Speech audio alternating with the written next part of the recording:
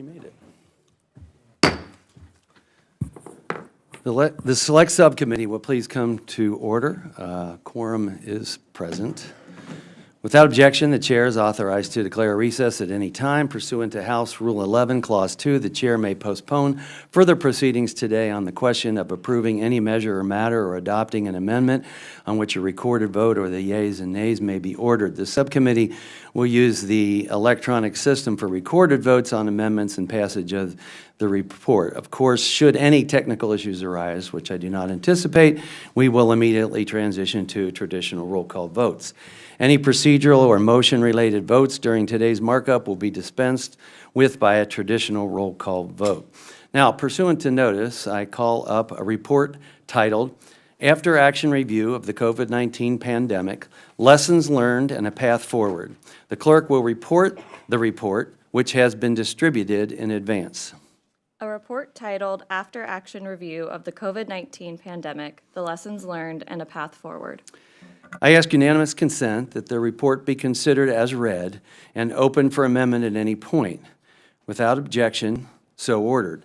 The Chair recognizes himself to offer an amendment in the nature of a substitute, and the clerk will report the amendment. An amendment in the nature of a substitute to the report offered by Dr. Wenstrup. Without objection, the amendment is considered read, and the substitute will be considered as original text for the purposes of further amendment. I now recognize myself for 5 minutes for a statement on the report. And before I get started, I'd like to introduce some articles for the record that are exemplary of the Select Subcommittee's finding that a lab leak is the most likely origin scenario, that the Chinese Communist Party was conducting dangerous research, and this type of dangerous research was notionally supported by the NIH. I ask unanimous consent for a 2005 statement from the State Department that says China has a bioweapons program. Without objection, so ordered. I ask unanimous consent for a 2015 article by Dr. Ralph Barrick and Dr. Zhengli Shi of China, where they created a chimera of 2 bat-borne coronaviruses that gained function. Without objection, so ordered. I ask unanimous consent for a 2017 article by the Wuhan Institute of Virology researcher Dr. Ben Hu, where he created multiple chimeras of coronaviruses under a BSL-2 condition at the Wuhan Institute of Virology. Without objection, so ordered. I ask unanimous consent for a 2011 article by Dr. Fauci and Dr. Collins that stated, important information and insights can come from generating a potentially dangerous virus in the laboratory. Without objection, so ordered. I ask unanimous consent for a 2012 paper written by Dr. Fauci that stated that the benefits of gain-of-function research outweigh the risks. Without objection, so ordered. But I want to thank all of those that voluntarily presented to the committee to give honest and forthright testimony. The report is the culmination of years of work and dedication. The Select Subcommittee held bad actors accountable, drove actual change in our public health agencies, and provided a roadmap for what to do and what not to do. I could go on and on about the findings of this report, but I think we'll let the 500 pages and 2,000 footnotes speak for themselves. Today, we're also releasing all previously unreleased interview transcripts and supplementary materials. We as a subcommittee are also grateful to whistleblowers that courageously came forward and through long hours and dedication provided important evidence that we may not have found. I want to thank the hard work of the professional staffers on this subcommittee, and I feel that that's a must. Our staff was an extraordinary group of hardworking patriots seeking to fight for, and this is my favorite Superman motto, truth, justice, and the American way.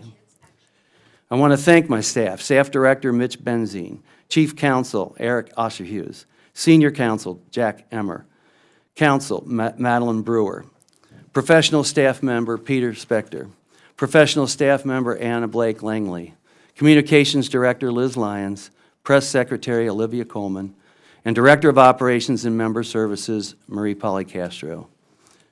In one scenario, years from now, people perhaps will have long forgotten what we did here. But if our work leads to a trustable system that is able to complete our goals of predicting, preparing, protecting us, and preventing the next pandemic, to me, that's reward enough. May God be with us and our future generations of Americans. I now recognize the ranking member for a 5-minute statement on the amendment. Thank you, Mr. Chairman. First, I'd like to begin by entering into the record a number of letters and materials the Select Subcommittee has received in recent days from parties to investigations this Congress, including from Dr. Anthony Fauci, Dr. Francis Collins, the Department of Health and Human Services, and the American Federation of Teachers. These submissions memorialize substantive objections these parties have to the representations made in the majority's report, and I believe it is important that the record reflect their perspectives as well. Without objection. Thank you. Look, it goes without saying that both sides of the aisle have not always seen eye to eye in the Select Subcommittee this Congress, and it is clear from our 2 final reports that as the Select Subcommittee concludes, we are leaving with different impressions of what we did or did not find. At various points, we've debated these issues, and I think the record is clear on where we all stand. So as we wrap up these 2 years, I want to say a few final things. First, I want to acknowledge the devastating loss of life that COVID-19 pandemic inflicted on families and communities across this country. More than 1 million Americans lost their lives too soon. And while we have overcome the darkest days of the COVID-19 pandemic, I recognize that as a nation, we may never fully overcome this grief that all of us share, regardless of political party. It's always important to put humanity front and center and to reflect on the human loss and the human struggle that went through all of this pandemic. And oftentimes in politics and partisan war, there's a sense of forgetfulness of what people have faced and what truly is important for them. Second, I want to thank the hundreds of thousands of doctors, nurses, first responders, healthcare workers, essential workers, scientists, business leaders, policymakers, moms and dads, and people who came together to mount America's response to the most significant public health crisis we have faced in a generation. Often, at great personal expense and sacrifice, millions of Americans put their neighbors before themselves to help ensure that we could make it through this challenging period. It is this selflessness that represents the best of what America has to offer, and it is this selflessness that gives me hope that despite our differences, we can find a path forward to safeguarding and strengthening our nation's public health.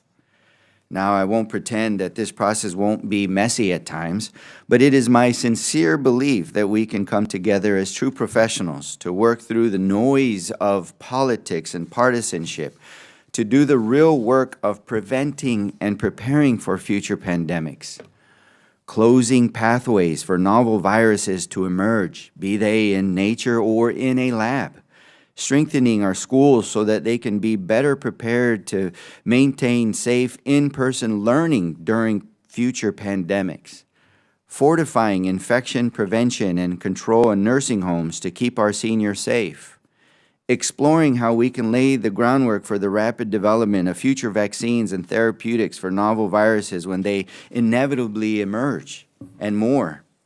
And in my opinion, we didn't do enough of that this Congress, and I consider that a missed opportunity. But as I said at our final hearing last month, just because we haven't yet come together to tackle these serious challenges doesn't mean we can't. And as I've said since the outset of the Congress, I'm willing to work with anyone, Republican or Democrat, to move this work forward. So as we conclude the Select Subcommittee today, it is my hope that we can set aside the politics and commit to the forward-looking mission of meaningfully getting ahead of future viruses. Because even after 2 years, I still believe that it's not too late to come together and do the work of saving future lives. And I truly appreciate all the members being in the arena and debating and having good conversations of what we believe through practical scientific principles or whether it's philosophical or ideological ways, all of those were valid concerns, and we came out better for it as individuals. I want to thank the members in the Democratic Committee who showed up consistently and gave it their all, and were very well prepared for all of these meetings. I want to thank our wonderful staff under the leadership of Miles Lichtman, Joseph Romero, Danny Walker, and Alicia Yass, who have done excellent jobs while being here. And I also want to personally thank the Chairman Westrump, for your service in the military, for your service in Congress, and for carrying this messy process forward to the best of your ability. I respect that. I respect you, and I thank you for your years of friendship and of service. And I congratulate you on your retirement, and wish you nothing but the best for you and your family. And with that, I yield back. Thank you.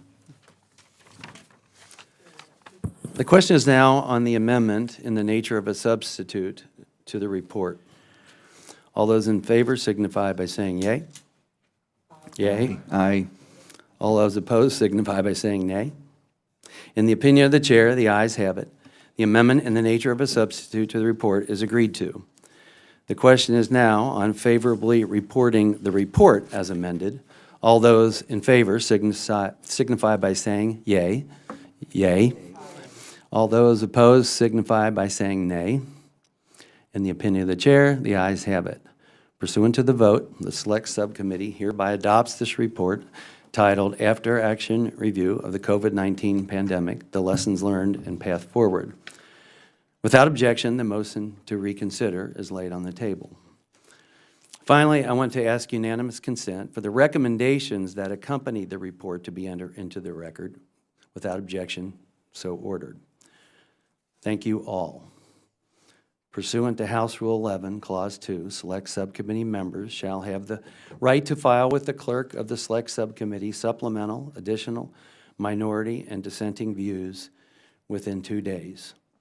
Without objection, so ordered. Additionally, the staff is authorized to make necessary technical and conforming changes to the report reported today, subject to the approval of the minority. Without objection, so ordered. There's been a lot of hard work from both sides of the aisle through this whole process. I'm grateful to everyone for their efforts, and I'm pleased that we have come to this day and be able to put something forward for the American people to digest and move from. If there's not further business for the Select Subcommittee, without objection and for the final time, the Select Subcommittee on the Coronavirus Pandemic stands adjourned.